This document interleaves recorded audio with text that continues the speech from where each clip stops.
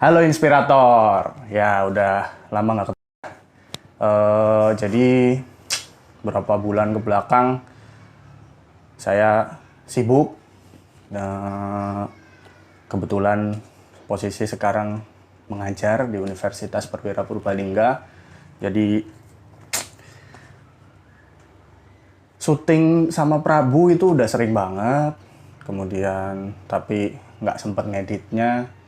Cuman sekarang saya berpikir saya harus tetap bikin konten pendidikan untuk Prabu. Jadi saya berpikir why not kalau misalnya saya cuman bikin kalau misalnya saya tuh bikin podcast. Jadi sebenarnya saya kepengen banget dari kemarin saya udah nyari teman-teman untuk bisa ngobrol langsung berdua sama saya. Tetap temanya pendidikan, bagaimana sih saya ke depan itu memberikan sebuah pendidikan kepada Prabu. Jadi saya udah cari ngelis, sudah cari tema, sudah ngelis, tapi ternyata kita sekarang stay at home 2 minggu, mungkin bisa lebih dari 2 minggu. Why? Karena ada penyebaran COVID-19 atau Coronavirus Detection 2019. Sedih, dunia udah menjadikan ini sebuah pandemi, tapi di sisi lain kita tetap harus menjalankan aktivitas, apalagi saya sekarang menjadi seorang pendidik kepada mahasiswa saya. Kuliah online, yang mahasiswa-mahasiswa saya kaget, yang biasanya ketemu, kita dosen-dosen juga banyak yang kaget. Alhamdulillah, tanpa tidak sengaja sebelum adanya COVID ini, saya sudah melakukan trial untuk pembelajaran jarak jauh dan sukses. Jadi pada saat ternyata kok ada COVID, ya saya tinggal mengulang cara saya sebelumnya. Tapi tetap mahasiswa-mahasiswa pasti rindu dengan kuliah tatap muka. Kita pun rindu melihat muka-muka mahasiswa yang cantik, ganteng, terus muka-muka ceria yang kalau ketemu di kampus ketemu sama gebetannya. Itu kita sebagai dosen tuh rindu ngelihat mahasiswa-mahasiswa yang itu lagi suka-sukaan, itu lagi deket nih. Wah, itu menyenangkan bagi kita, hiburan bagi kita, bahwasanya kita bisa memberikan satu adalah tempat belajar yang nyaman buat mereka, bahkan mereka bisa ketemu dengan insya Allah jodohnya 4-5 tahun ke depan menjadi jodoh benerannya, mudah-mudahan. Dan juga kita juga lucu kalau misalnya ngeliat status-status mahasiswa yang kita save nomornya, bucin-bucinan kalau orang sekarang bilang. Kita rindu banget. Tapi ya dengan adanya ini sementara kita jaga jarak dulu demi kebaikan bersama. Nggak hanya kebaikan saya, tapi juga kebaikan teman-teman mahasiswa. Kuliah online ini juga sebenarnya banyak keluhan. Banyak di luar sana yang bilang, harus kuliah kok malah jadi banyak penugasan. Nanti kita akan bahas itu ke depan, tentang sebenarnya kuliah online itu penugasan, atau kuliah online, atau kuliah tatap muka yang diganti daring, online, atau memang harus ditumpuk banyak tugas. Nanti kita akan bahas juga ke depan. Tapi untuk saat ini, yang ingin saya bahas adalah, saya tuh miris, berita di TV itu adalah berita-berita kebanyakan penyebaran atau dampak virus corona di daerah-daerah yang besar, ya memang yang terdampaknya besar, seperti Jakarta, Surabaya, Bandung, Jogja, Solo mungkin. Tapi seperti di daerah kami ini, di Purwokerto, Purbalingga, Banyumas, dan sekitarnya, itu masih belum sorry tadi HP-nya bunyi. Masih belum banyak edukasi terhadap masyarakat. Ya, memang para bupati kami setiap hari update melalui media sosial mereka, tetapi banyak juga masyarakat yang tidak mengakses media sosial. Memang di desa saya juga, saya baru dengar selama saya hampir 1 minggu di rumah ini, sosialisasi dengan mobil pemerintah desa, saya baru dengar 1 kali. Baru 1 kali yang untuk mengedukasi bahwasanya masyarakat untuk tetap di rumah, jaga kesehatan, cuci tangan, dan lain-lain, jangan menyentuh muka. Itu baru 1 kali saya dengar. Update lain tentang perkembangan bagaimana sih virus corona di Banyumas atau di Purbalingga, itu saya belum pernah dengar di daerah ini. Minim sekali informasi. Bahkan kita juga tidak tahu daerah kami ini golongannya hijau, kuning, atau merah kalau kita nggak akses media. Itu yang membuat saya miris, yang membuat saya lebih peduli lagi dengan adanya virus corona ini adalah pada saat teman saya, teman ibunya teman Prabu di sekolah, seorang dokter di rumah sakit di Purbalingga, beliau update status bahwasanya, please teman-teman, ini bukan masalah yang remeh, ini masalah serius. Kalian stay at home, biar kami sudah cukup capek menangani kasus-kasus di rumah sakit. Nah, hal itu yang membuat saya memicu, loh, apa betul nih rumah sakit di daerah itu memang juga menangani kasus ini juga dengan sibuk? Itu yang membuat saya penasaran. Maka dari itu, kita langsung telepon mungkin, karena kita nggak bisa ketemu, kita social distancing, dan beliau juga petugas tenaga medis, dokter di rumah sakit. Beliau juga sibuk menangani kasusnya. Kalau di status di WA, Instagram dan WA-nya, bahkan saya sempat regram di story saya. Saya sempat posting status beliau, saya screen capture tentang stay at home. Ini masalah serius. Seserius apa itu? Terus bagaimana sih kita di daerah harus menanggapinya? Kita telepon ya. Ini adalah dokter Dini. Kita telepon dokter Dini.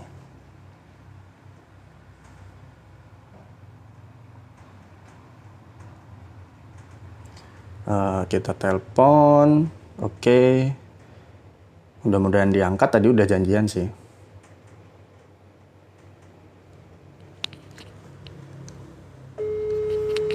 Oke, coba kita.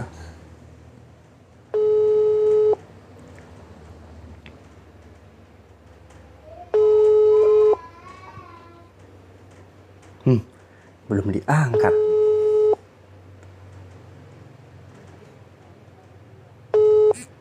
Halo.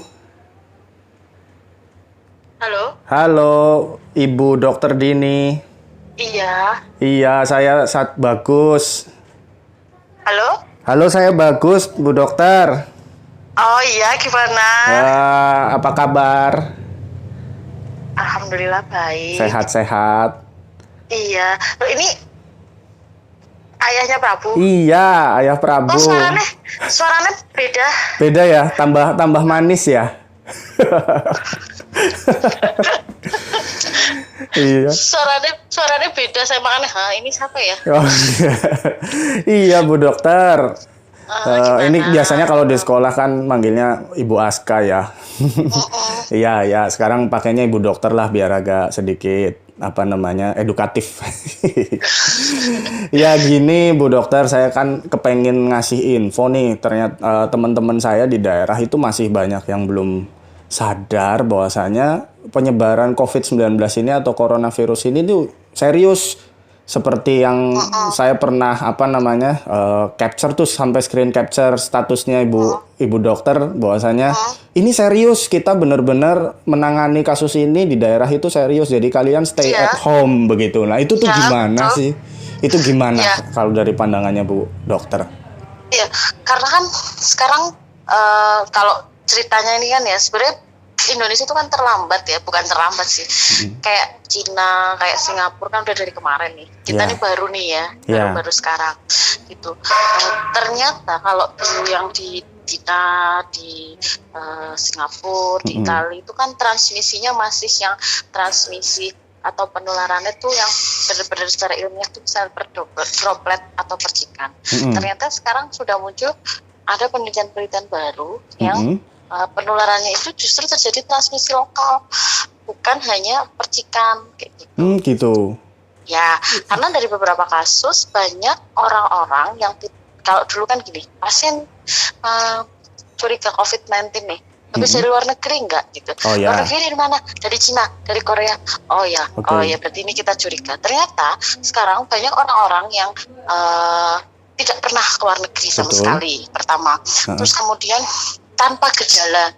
Tanpa gejala itu orang-orang sehat gitu loh. Terus kemudian dia cuma datang ke lokasi atau ke daerah yang sini udah mulai ada nih yang positif, terus tiba-tiba dia karena kesadaran saya baru dari daerah endemis nih, saya periksa, saya di karantina mandiri 14 hari, terus kemudian saya di swab hasilnya positif. Nah itu yang membuat ini semakin menakutkan gitu. Ternyata orang yang terinfeksi atau yang kena COVID-19 itu nggak harus sesak, nggak harus batuk, nggak harus demam gitu loh.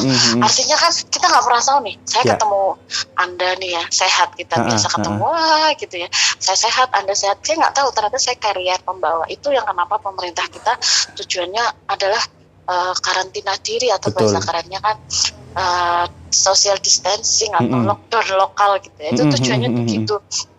Selain itu juga biar kalau misalkan ternyata saya positif, terus kemudian saya ketemu dengan Anda, terus kita sama-sama mengkarantina diri, saya nggak tahu kalau saya sakit gitu ya. Kalau saya ketemu atau kenal dengan Anda, saya bakal gampang dilacak. Si A ketemu B, yang kontak berarti harus diperiksa adalah A, B, C, D gitu misalnya. Tapi orang yang seliweran di jalan kan kita nggak kenal. Ya kan? Lagi nunggu naik bis, nunggu sama-sama di halte gitu, kita nggak kenal itu orang siapa. Nah kalau misalkan kita 14 hari, setelah itu kita sadar 14 hari kita karantina diri, harapannya orang yang tadinya nggak saling kenal itu, kalau dia ada gejala itu dia nggak nular kemana-mana gitu loh. Ya, betul. Jadi rantainya itu harapannya bisa terputus gitu. Ya. Di sisi lain juga sebenarnya itu gampang, murah asal kita mau. Itu membantu teman-teman kesehatan juga.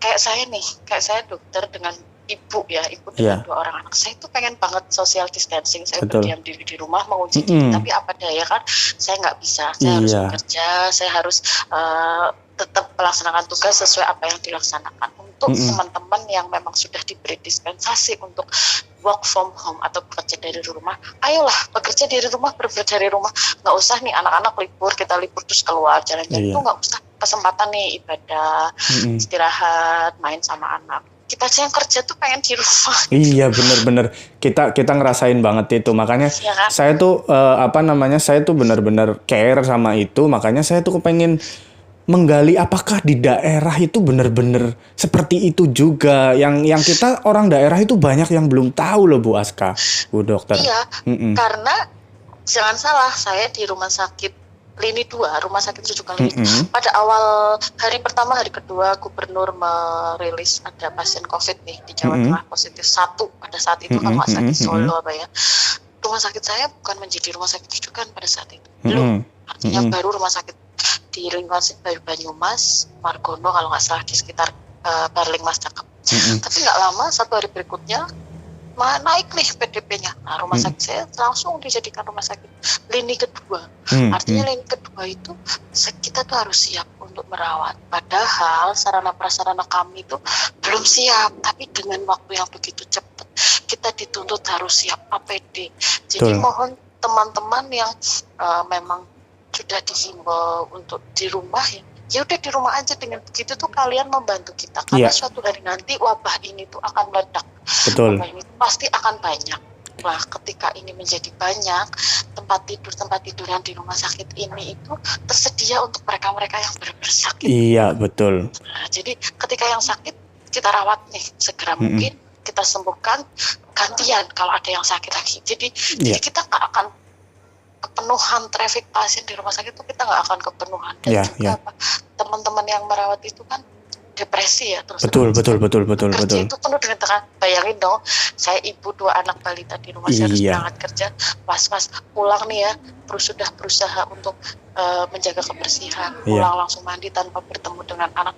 Tapi pikir-pikir, aduh jangan-jangan aku nih menularkan ke keluargaku. Itu setiap hari loh untuk teman-teman di rumah sakit, baik yang kontak langsung artinya berhadapan langsung dengan pasien ataupun yang tidak berhadapan langsung. Artinya teman-teman yang bekerja di bagian rekam medis itu kan nggak pernah ketemu pasien, dia cuma ketemu buku.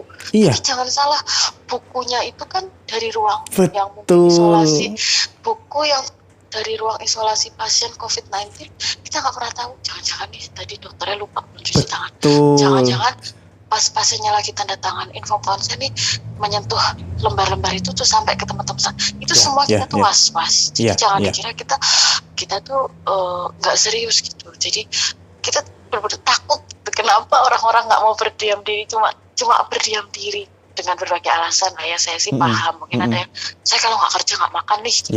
Oke lah ya, kerja, tapi tolong betul-betul hal-hal yang sangat penting, hal-hal yang sangat mendesak. Misalkan memang harus bekerjalah sesingkat mungkin di luar rumah, dan ketika kita kembali kita terapkan prinsip-prinsip kebersihan, hygiene sanitation.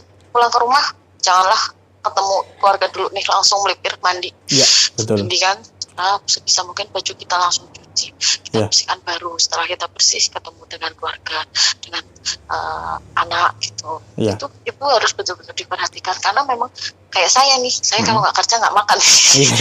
Jadi harus berangkat kerja. Betul. Kalau saya sekarang juga ini dok, kuliah online sekarang. Akhirnya, kan? Iya, sama. Itu keluhan dari keluhan dari mahasiswa itu banyak banget. Padahal mereka, nah ini yang saya kepengen kasih tahu ke mahasiswa, ini loh kondisinya begini. Mereka hanya, aduh, kenapa sih kok nggak tatap muka aja? Ini kan kalau banyak tugas seperti itu. Keluhan kita sebagai orang tua juga gitu ya Pak. Iya betul. Kita di rumah begitu ngasih kuliah online juga kita ngajarin anak di sekarang jadinya di rumah. Iya. Sama kan, benar, kita juga repot sebenarnya pas awal.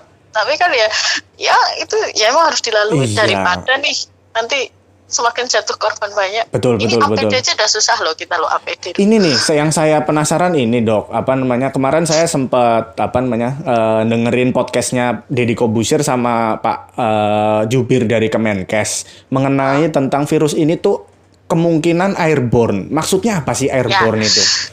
Nah itu tadi yang saya bilang, dulu dia by droplets atau percikan penularan. Terus kayak kontak riwayat keluar negeri itu jadi gampang di-screeningkan. Oh orang yang keluar negeri tok nih, tadi orang yang di lokal nggak, kemungkinan kecil nih kena. Ternyata nggak nih, sekarang bermutasi, virusnya bermutasi, ya kan? Sekarang orang-orang udah ada penularan transmisi lokal. Nah itu ada penelitian baru yang menyebutkan juga penularannya airborne atau bisa menularkan lewat udara. Jadi bahasa awam itu gini, kalau kita batuk orang dengan COVID-19 positif batuk, itu virusnya itu bisa melayang-layang gitu loh di udara, kurang lebih selama 3 jam. Artinya misalnya saya batuk nih di satu tempat gitu ya, terus lanjutnya lewat tempat yang tadi saya lewati, kalau kita nggak bertatap muka, itu masih ada kemungkinan kita ketular. 3 jam. 3 jam. Luar biasa. Berarti kita sama sekali nggak ngerti orang siapa yang di situ pun bisa kena kan? Makanya itu tujuannya untuk di rumah saja itu ya salah satunya juga itu. Ternyata ini kumannya semakin berkembang, semakin bermutasi. Ya nggak ngerti ya, memang mungkin lagi. Ya. Itu Allahu alam lah ya. Ida ciptaannya yang punya hidup lah. Kita memang lagi disuruh di rumah untuk tobat kali ya.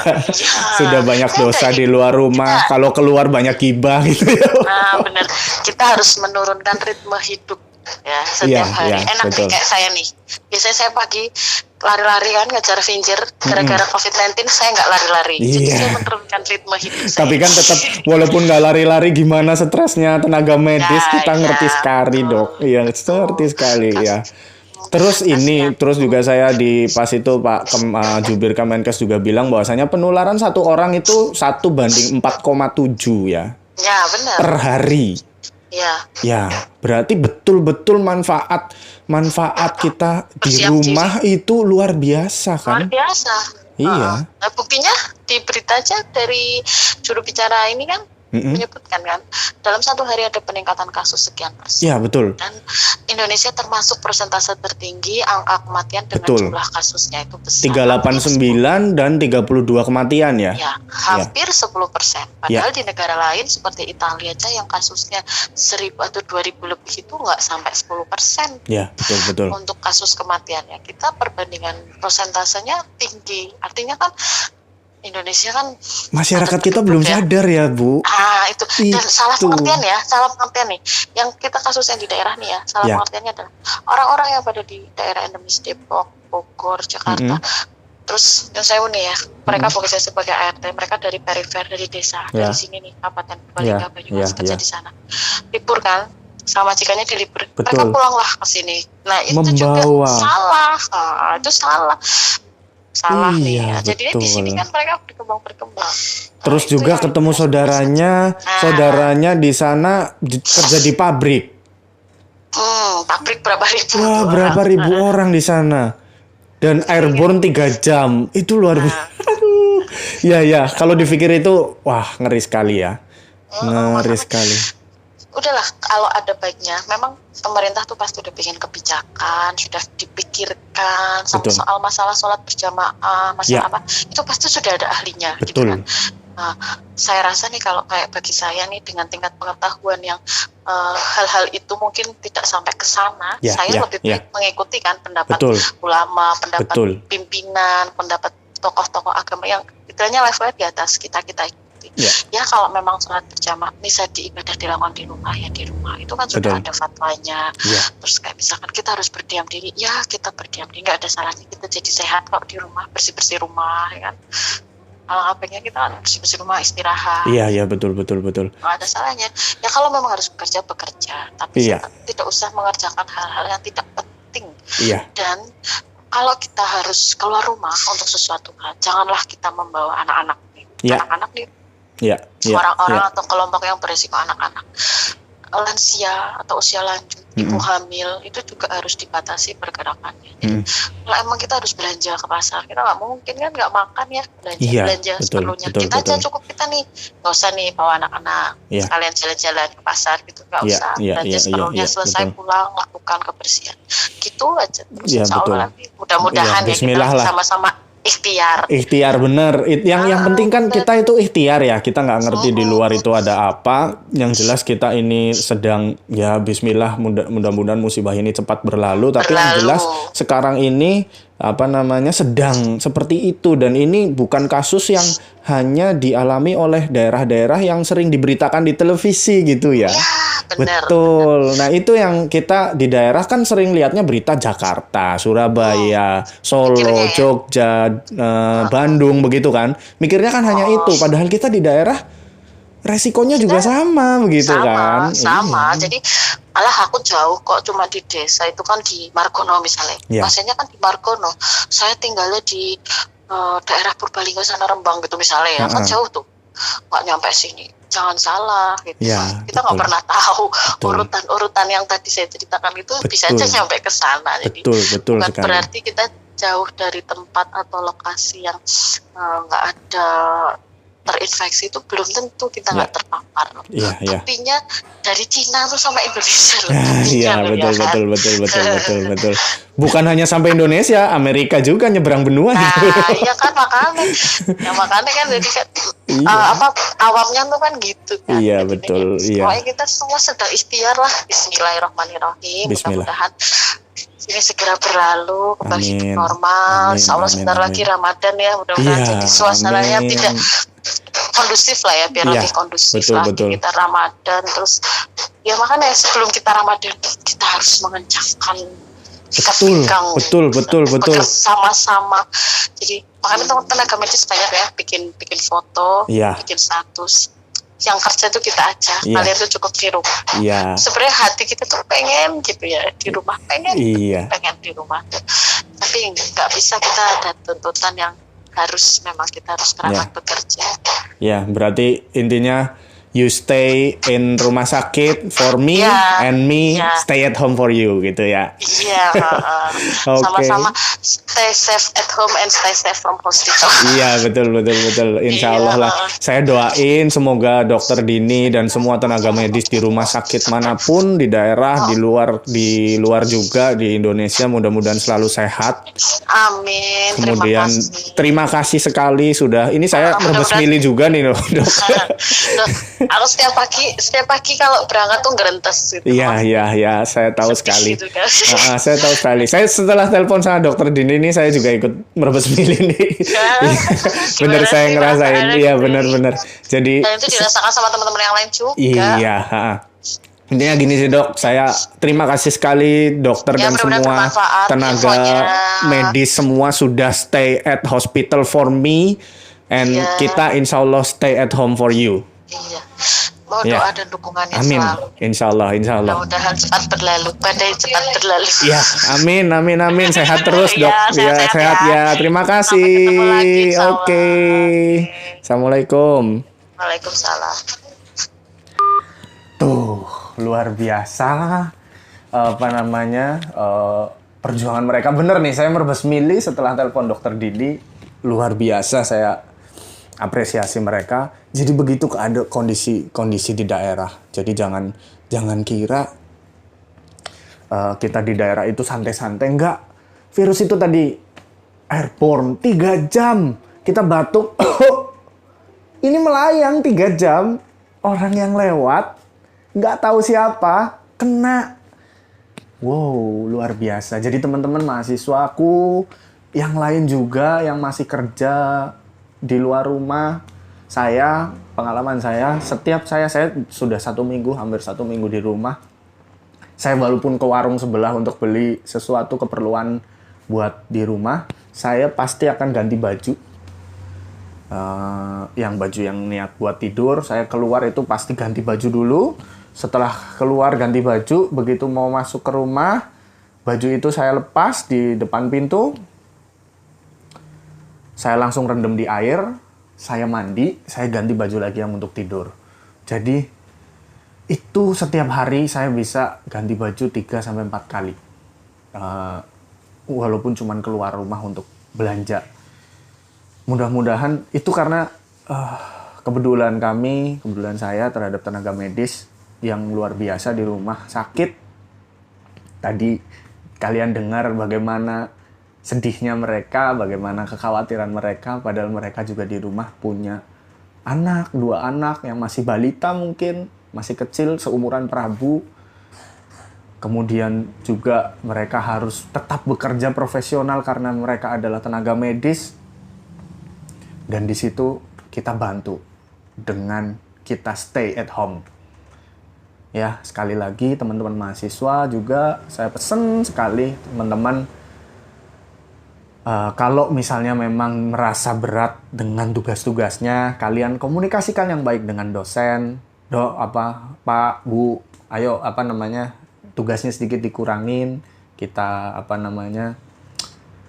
benar-benar lebih sering komunikasi tanya jawab aja via WhatsApp bisa, Telegram bisa banyak, atau mau video call lewat Zoom bisa, lewat Google Meet bisa, banyak sekali. Yang jelas ada Google Classroom untuk penugasan dan lain-lain.